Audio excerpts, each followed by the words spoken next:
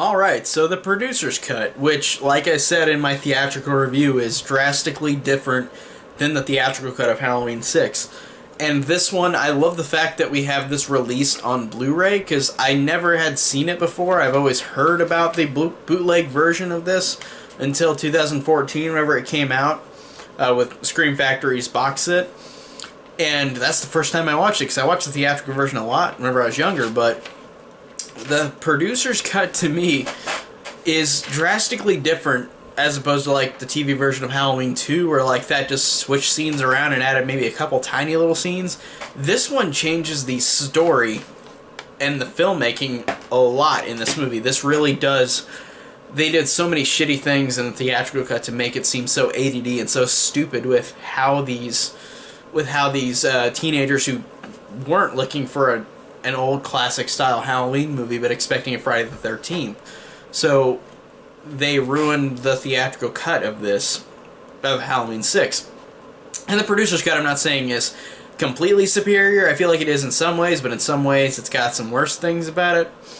So I'm going to talk about the differences between it, and I really wanted to and think that it's really worth talking about because there's stuff I really do like and some stuff I don't like.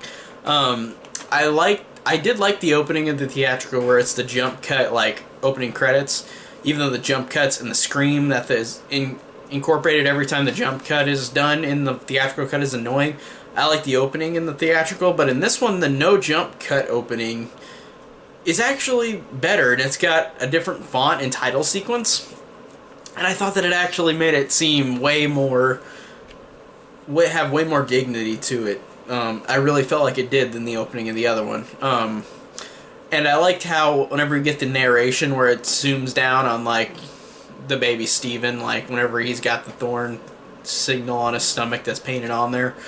I like that it's Loomis instead of Tommy Doyle, because Tommy Doyle in the theatrical is the one describing, like, Michael Myers' reign and terror, and how in this one it feels more fitting that Dr. Loomis, the one who's fought Michael through 1, 2, 4, 5, and 6, is the one that seems way more the reason to, like, or the one that should actually have the narration, as opposed to Paul Rudd, who did fine in the theatrical narration, but this is better.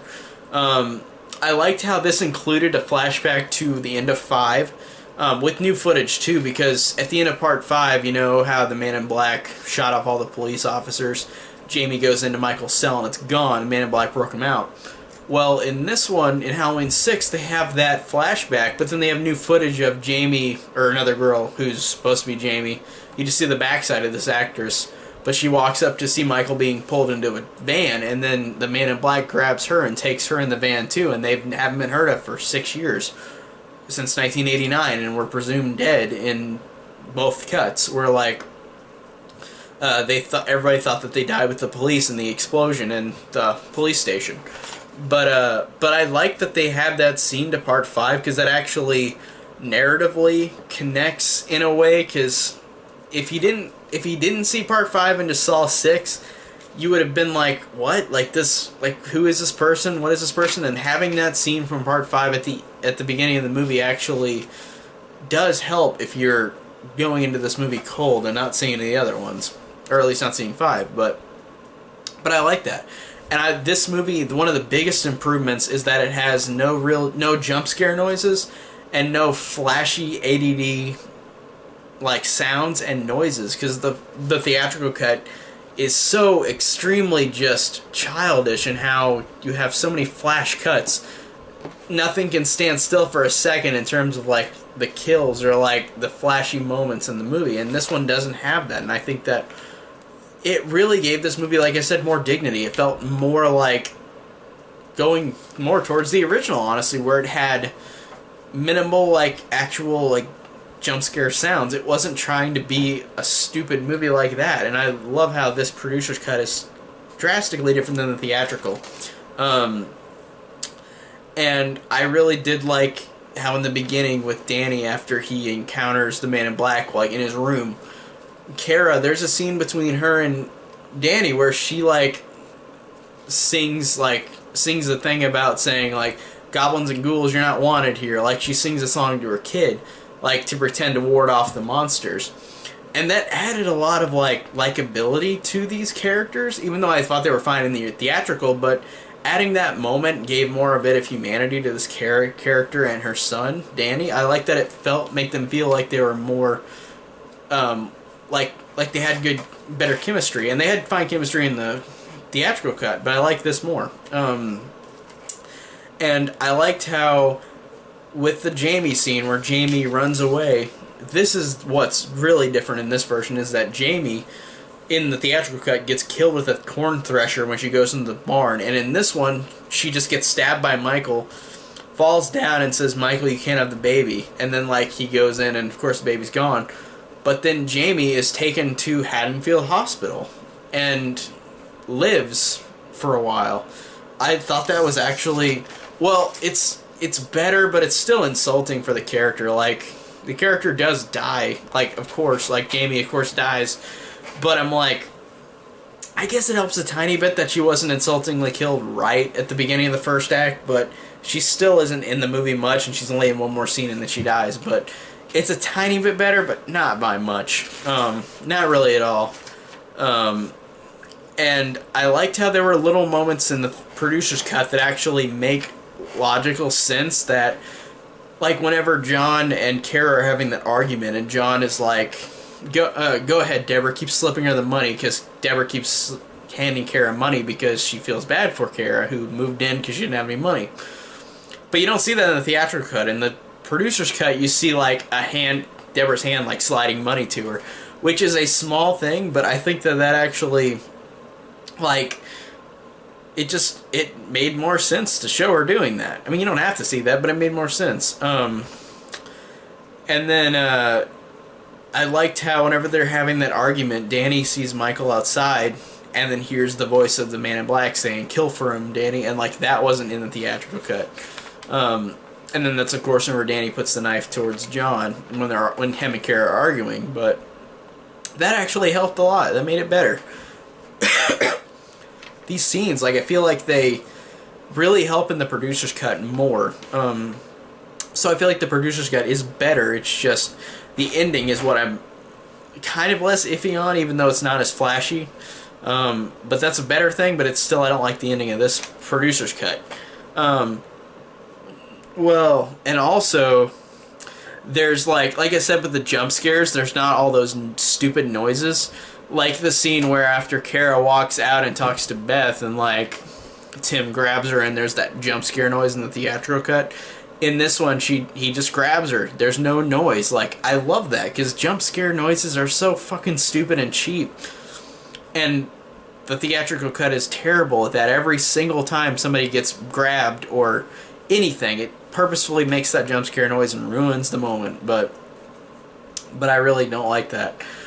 And then I like that there was a tiny little moment that was cut out where, like, it adds to the father-daughter dynamic of, like, how John doesn't like Kara, his daughter Kara.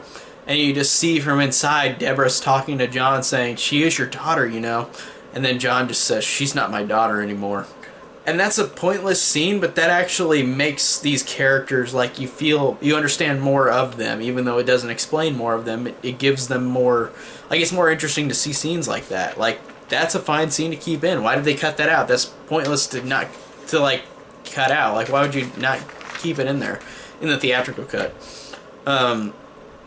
And I liked how, since Jamie lived, she is now taken to Haddonfield Hospital, like I said, and Loomis and Wynn go to the barn, and whenever they go to the barn, they find the thorn symbol there, like spray painted on like the hay bales.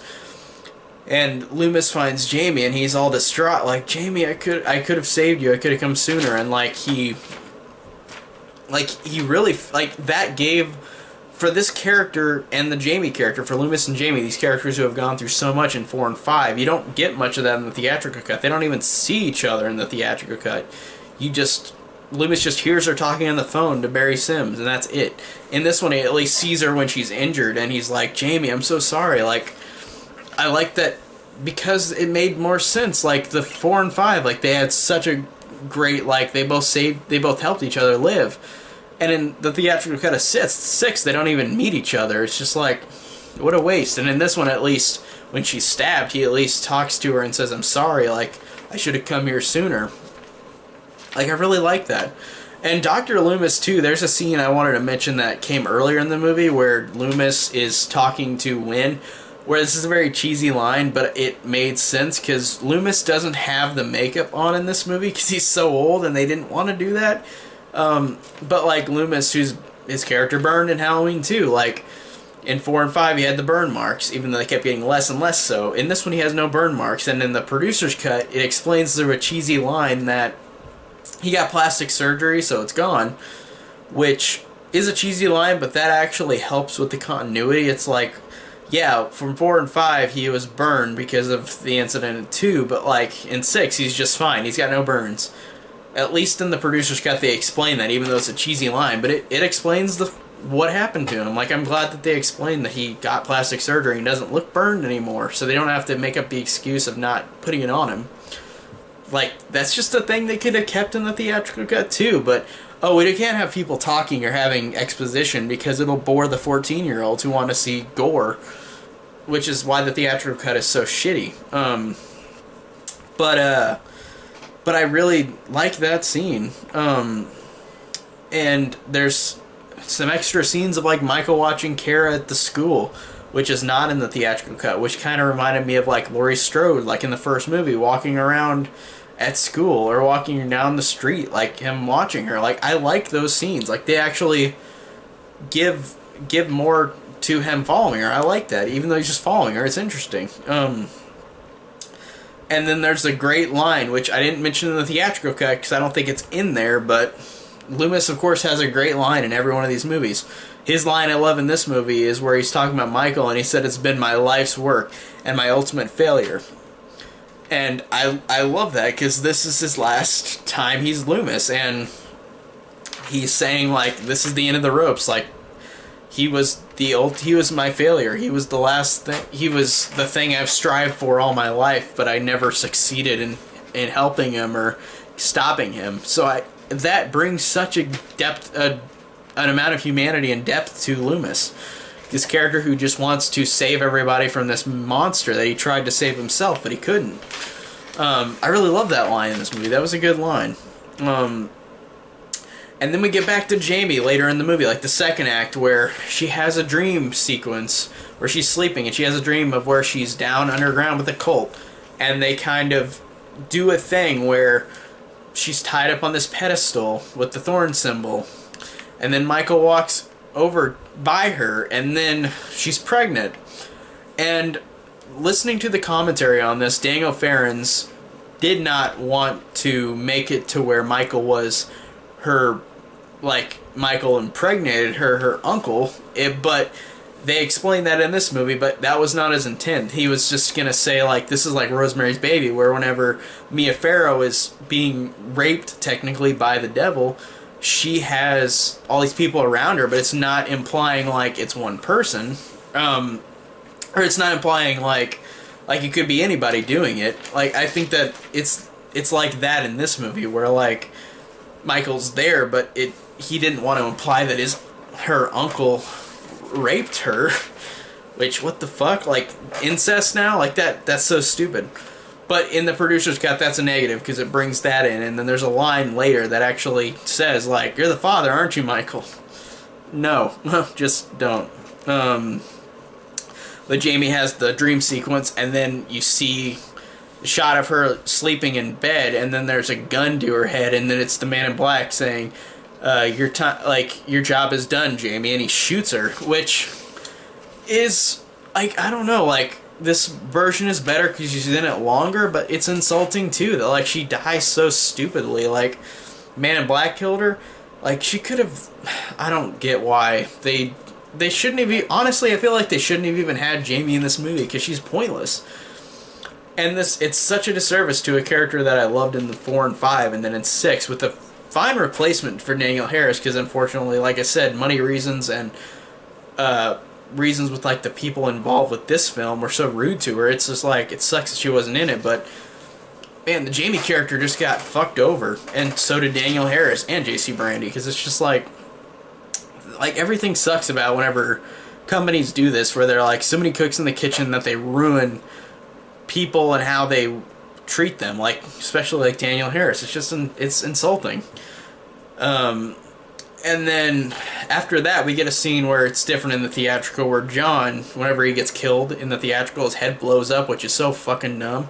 In this one his head doesn't, which I thought was better. It made it seem more like the original, where he's just shocking this guy and then you don't see the aftermath, he's just dead. I like that. I liked how Beth's death in this in the producer's cut. In the theatrical cut, it's so flashy and stupid, and there's that scream noise where, like, it's fast cut where he's slashing her. In this one, it's like just showing her through the binoculars, and it's like very slow paced, kind of like a rear window type of thing, where you just see somebody getting killed from the other side of that, like the other side of the street. I like that. And then the last act is drastically different because Kara is tied up to a pedestal, and this is where she says, like, the baby is yours, isn't it, Michael? Like, which is such a stupid line. Like, I feel bad for that actress to say that because it's such a cheesy line, and it's so stupid to imply that Michael impregnated his niece. Like, just what the fuck? Like, seriously, so stupid. And of course Win over explains, like, he's Michael's protector and he's got to keep him alive for his destiny, and Danny's involved in a destiny now. Danny's gonna be the next killer. It's just so over-explained. I'm like, stop, just stop. And it's kind of ridiculous to how whenever they do the ritual with Kara, it looks like something out of Temple of Doom. Like, it does not look like fucking Halloween. They're like, these cult members are watching over Kara, tied up to the pedestal like Jamie was when she was raped, apparently, by her uncle. Stupid. But Tommy using those runes, keeps Michael in a place by having the runes in a circle, the runes, and Michael just is powerless and stands in those runes, and that's how it ends. Instead of Michael getting beaten down with a lead pipe, which I thought was actually way better, even though it's stupider and ADD, flashy, like him having green shit come out of his face, Michael Myers getting beat by a lead pipe in the theatrical. It's dumb, but it makes more sense than this, because Tommy uses the runes to keep Michael sat in place and his power is gone. And it cracks me up because Wynn just walks up and says, "What have they done to you, Michael?" And I'm just like, what? Like seriously, like, it's so incredibly stupid, the ending of this movie, the producer's cut. Even though everything else is so much better, the ending I just don't like. So then it ends with the scene in the theatrical cut where Loomis says, like, "I'm gonna go back in, I got stuff to fix," and then, like, Tommy and Kara and Danny and Steven leave, and then Loomis goes in, and you actually see the scene instead of just hearing that scream in the theatrical cut, because Loomis goes up to Michael, who's laying down in the rune circle, and then realizing it's Wynn, and Michael switched suits with him, and then Wynn gives Loomis his power. He touches his arm, and then the thorn symbol goes to Loomis. Then Loomis screams, and then Michael, wearing Wynn's outfit, in the darkness, walking out, is just leaving, and then it cuts to that pumpkin at the end of the theatrical cut, like, making that creepy face, and that's how the movie ends in this version. So this cut is so much different, but I do like a lot of things immensely better. I love how there's not many jump scares. I love how it's not ADD as shit. The gore is toned down and not trying to be overly stupid. But the ending to me in this movie is worse, like having Michael just defeated by standing in a circle of runes. But they add the scene of Loomis, like, getting the power of the thorn, and, like, I thought that was better. So this is really, again, a mixed bag, but I think overall it's better than Halloween 6, the theatrical cut, but I like the ending less, for the most part, with Michael and the runes. It's stupid, but it overall is, this film, whether you're watching either cut, is just so fucking weird. It's just so stupid, so out there, where you don't know whether either version is better or not. I think the producer's a little better, but they still suffer. Both of them just suffer from being so strange, so out there, so many cooks in the kitchen, that whether which version you watch, I don't think there are any of them. Either one of them is completely superior, but I like a majority of the producer's cut more than the theatrical. So overall, I'm excited. I'm glad that I talked about the producer's cut, but this is just such a weird movie overall, depending on which cut. No matter what cut you watch, it's just such a weird hybrid of a movie. Some better things in the producer's cut, but overall, the movie itself, which cut you watch, they're both pretty weird.